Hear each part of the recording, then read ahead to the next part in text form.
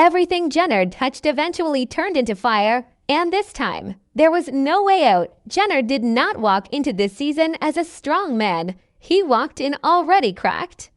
From the very first moments of Season 3, it was clear that his mind was not settled and his heart was not steady. He was carrying too many losses, too many grudges, and too much pride. Instead of slowing down and thinking, he moved faster, louder, and more reckless. That was the first sign that his crash out had already started. Jenard believed he was fighting enemies on the outside, but the real fight was happening inside him.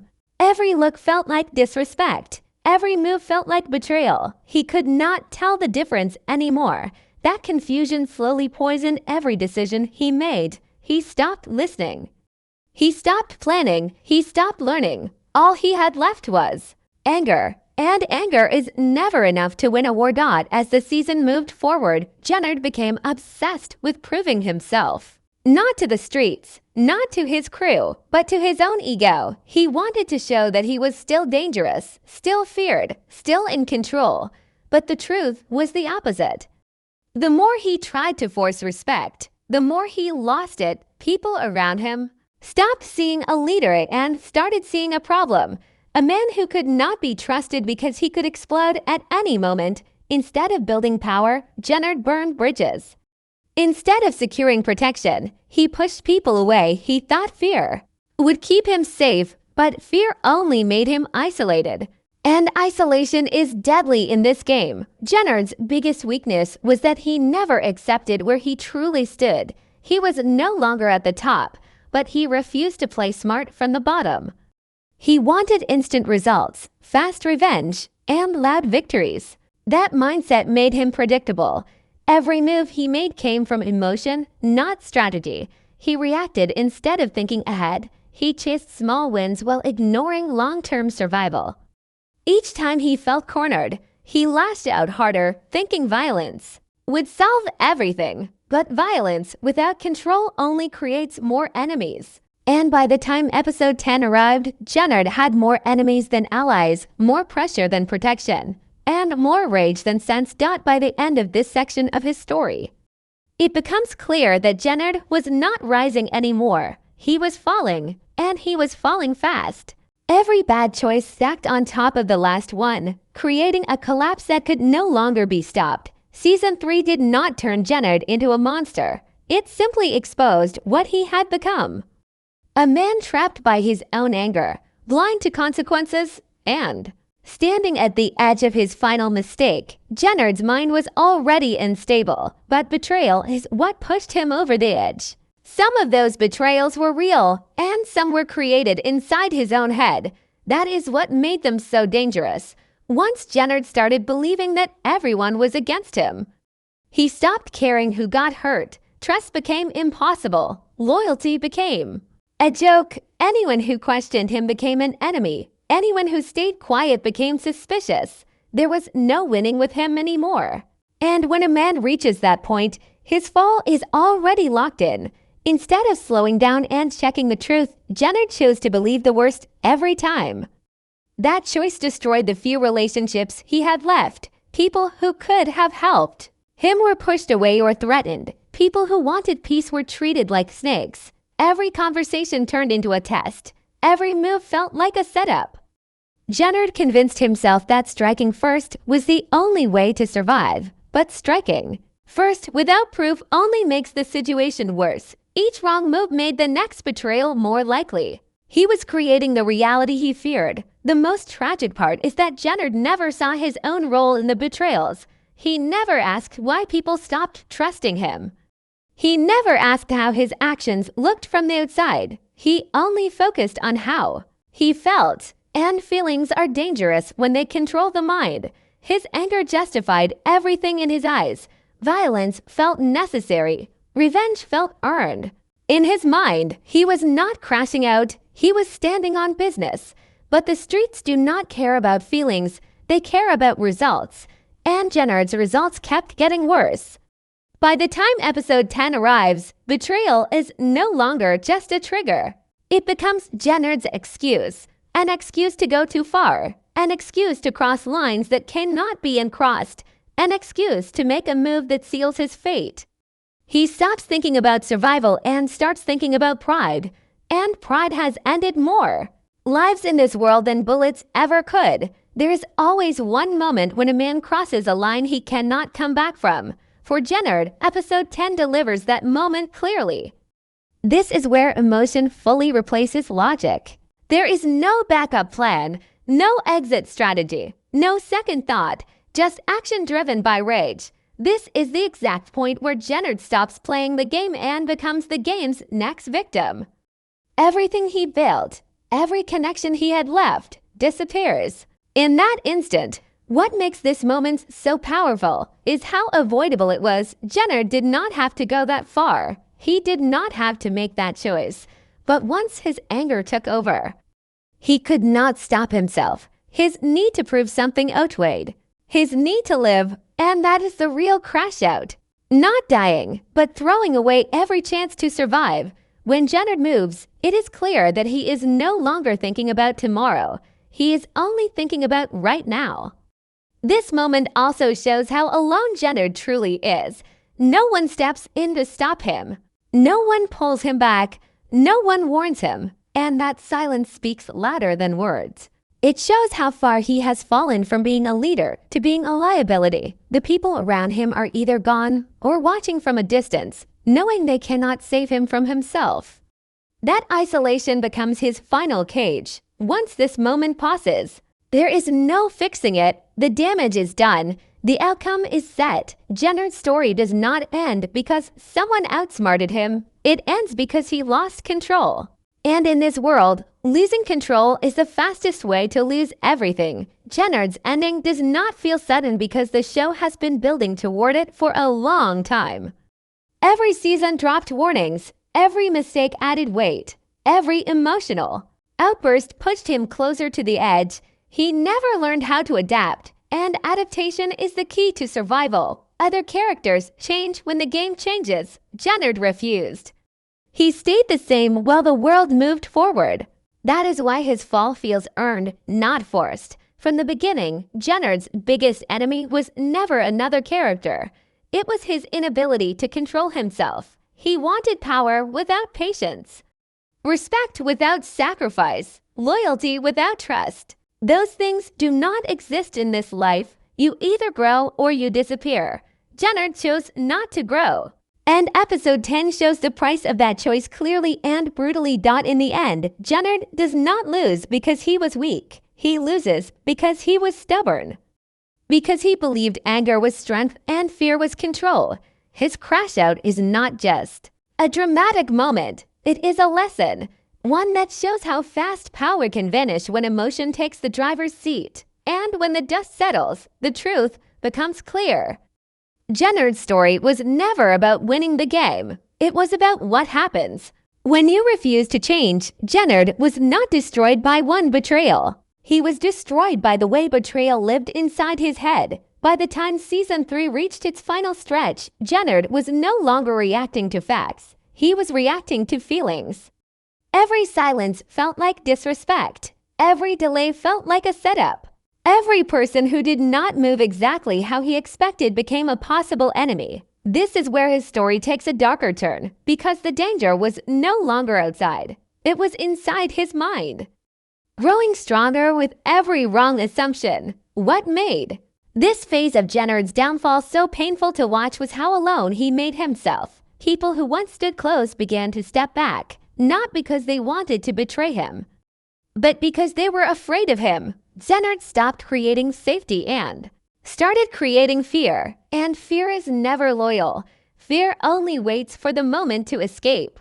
Instead of asking questions, he made accusations.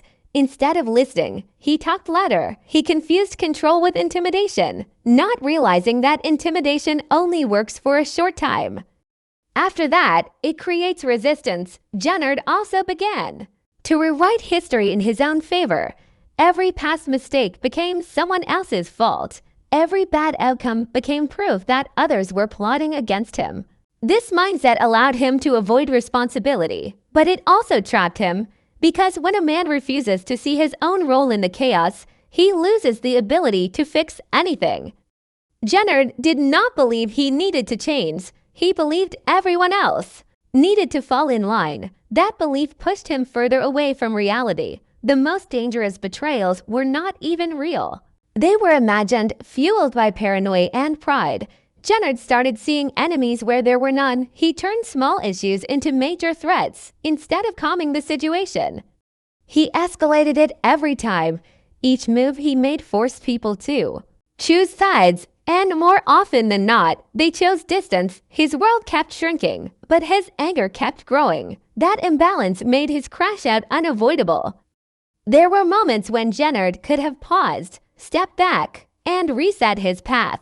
Moments when silence would have saved him. Moments when trust could have been rebuilt. But he saw those moments as weakness. He believed slowing down meant losing. In reality, slowing down was his only chance to survive. His refusal to do that sealed his fate. He burned the last few bridges he had left, thinking he was protecting himself, when in truth he was cutting off his escape.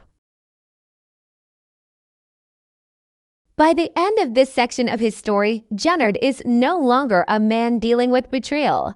He is a man ruled by it. Betrayal becomes his reason for everything, his excuse to cross lines, his justification to go too far. And once betrayal becomes your identity, there is no coming back. The damage is already done. The fall is already in motion, and Jenard, whether he realizes it or not, is already past the point of saving himself. The shift in Jenard during this phase is subtle at first, but deadly once it settles in. This is where emotion fully takes control and reason quietly disappears. Jenard stops weighing outcomes and starts chasing feelings. He is no longer asking what will happen next. He is only focused on how things feel in the moment. That change is dangerous because it removes the pause that once stood between thought and action. From here on, every move he makes is rushed, heavy, and permanent. He does not slow down to see the trap forming around him. He walks straight into it, convinced that force will carry him through like it always has. What stands out most is how Jenard mistakes urgency for strength. He believes moving fast makes him look powerful, but in reality it exposes him. There is no patience left in him, no waiting for the right time. He reacts instantly to pressure. And reaction is the weakest position in this world. When someone else controls your emotions, they control your moves. Jenard never sees this happening. He believes he is finally taking charge, when in fact he is surrendering control without realizing it. Every emotional decision narrows his options until there are none left. This stage of his downfall also reveals how badly he misunderstands power. Jenard thinks power means dominance, volume, and fear. He does not see that real power is silence, timing, and restraint. The people who survive are the ones who can walk away from a moment and return later on their own terms. Jenard cannot do that. Walking away feels like losing to him, so he stays, pushes forward, and forces situations that should never be forced. Each forced move increases the risk. But he does not care anymore. The need to prove himself becomes stronger than the need to survive. As pressure builds, Jenard's world closes in. Doors that once opened easily now stay shut. Calls stop getting answered. Support fades without warning. This is not because people suddenly turned against him. It is because they no longer trust his judgment. No one wants to stand too close to a man who might self-destruct at any second, and Jenard feels that distance, even if he does not understand it. He senses the shift and responds the only way he knows how, by becoming more aggressive. That choice speeds up his collapse. By the time this section ends, Jenard is operating on pure impulse. There is no plan, only momentum. He is moving because stopping would force him to face what he has become. Deep down, he knows he's losing control, but admitting that would break him. So he keeps going, louder and harder, hoping force will silence the truth. It does not. It only amplifies it.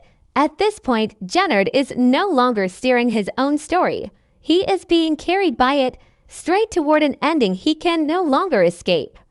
By this point in the story, Jenard's ending no longer feels like a surprise. It feels like the natural result of everything he refused to fix. His fall was not caused by one bad night or one wrong move. It was built slowly, choice by choice, season by season. Every time he ignored a warning, every time he chose pride over patience, he added weight to an ending that was already forming. Section 4 is where that truth becomes impossible to ignore. This is not about bad luck. This is about pattern. From the beginning, Jenard showed the same flaw over and over again. When pressure increased, he did not adapt, he reacted. When the game changed, he tried to force it back into a shape that favored him. That works for a moment, but never forever. The streets do not reward stubbornness, they reward flexibility. Characters who survive know when to step back, when to listen, and when to move quietly. Jenard never learned that lesson. He believed consistency meant strength, even when that consistency was hurting him. Another reason this ending was always coming is because Jenard never truly accepted his position. He wanted power without acknowledging loss. He wanted respect without rebuilding trust. He wanted loyalty without earning it again. Instead of resetting and starting smarter, he tried to reclaim the past by force. But the past does not come back just because you demand it. When Jenard realized things were slipping away, he doubled down instead of adjusting. That decision turned struggle into collapse. What makes his downfall even more tragic is that he had chances, real chances, moments where he could have stepped away from chaos and chosen survival over dominance. But each time, he made the same mistake. He treated calm moments as threats and loud moments as victories. He believed peace meant weakness and silence meant disrespect. That belief pushed him into constant conflict, even when conflict was unnecessary. Over time, it exhausted everyone around him. Support faded not because people hated him, but because they could not keep cleaning up his messes. Jenard also failed to understand how power really works in this world. Power is not about who reacts the fastest. It is about who lasts the longest. It is about knowing when to move and when to wait. Jenard was always in motion, always pushing, always forcing outcomes. That constant pressure exposed him. It showed his fear, even when he tried to hide it behind aggression. And once fear shows, others begin to plan around it. By the end of this section, it becomes clear that Jenard did not lose because someone outplayed him in one big move. He lost because he never evolved. The game passed him by while he stayed stuck in the same mindset. His ending was written the moment he decided that changing himself was not an option. In a world where survival depends on growth, refusing to change is the most dangerous choice of all. Jenard's collapse does not end with him. That is what makes this part of the story so important. When someone like Jenard falls, the damage spreads outward, touching everyone connected to him. His absence creates space, and space in this world is never empty for long. Power rushes in fast, and not always in the way people expect. Section 5 is about that shift, the quiet after the storm, and the chaos that follows. The first thing that changes is the balance. With Jenard gone, old tensions do not disappear, they surface. Alliances that existed only to survive him begin to break apart.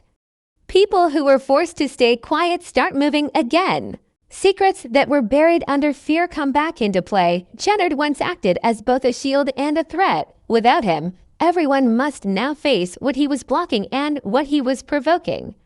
That creates confusion, and confusion is dangerous. Some characters benefit immediately from Jenard's downfall. Doors that were closed suddenly open. Moves that were too risky now feel possible. Control shifts quietly, not through loud celebrations, but through careful steps. This is how real power moves, not with noise, but with timing. Others, however, find themselves exposed. Jenard's presence once kept attention away from certain actions. With that distraction gone, the spotlight turns, and not everyone is ready for it. There is also a psychological effect that cannot be ignored. Jenard's crash out sends a message to everyone watching. It reminds them how quickly things can end when emotion takes over. it forces characters to reevaluate their own paths. Some will learn from his mistakes. Others will repeat them, believing they are smarter or stronger. That belief is dangerous. The game does not care who thinks they are different. It treats everyone the same. Another key impact of Jenard's fall is the rise of new pressure. His absence does not bring peace. It creates a vacuum, and vacuums attract ambition. People who were once held back begin testing limits. Small conflicts grow into larger ones. Old grudges return with fresh energy. The streets do not slow down because someone is gone. They speed up. And in that speed, new threats are born. By the end of this section, it becomes clear that Jenard's story was not just a personal tragedy. It was a turning point. His downfall resets the board and pushes the story into a new phase. The rules feel looser, the risks feel higher, and the future feels more unstable. Jenard may be gone, but the consequences of his actions remain. And those consequences will shape everything that comes next. Jenard's story ends not with the legacy he wanted, but with the truth he spent years running from. This final section is where the irony of his life becomes clear. Everything he chased is the same thing that destroyed him. He wanted respect, yet his actions made people fear him instead. He wanted control, but he lived in constant chaos. He wanted to be remembered as powerful, but his name became tied to instability. That contradiction defines his entire journey. At his core, Jenard believed that being loud meant being strong. He believed that never backing down made him untouchable. But real strength in this world is quiet. It is the ability to walk away from moments that threaten your future. Jenard never mastered that skill. Each time he had the chance to choose peace or patience, he chose conflict. He believed conflict proved his worth. In reality, it only shortened his time. The tragedy is not that he lost. The tragedy is that he never learned.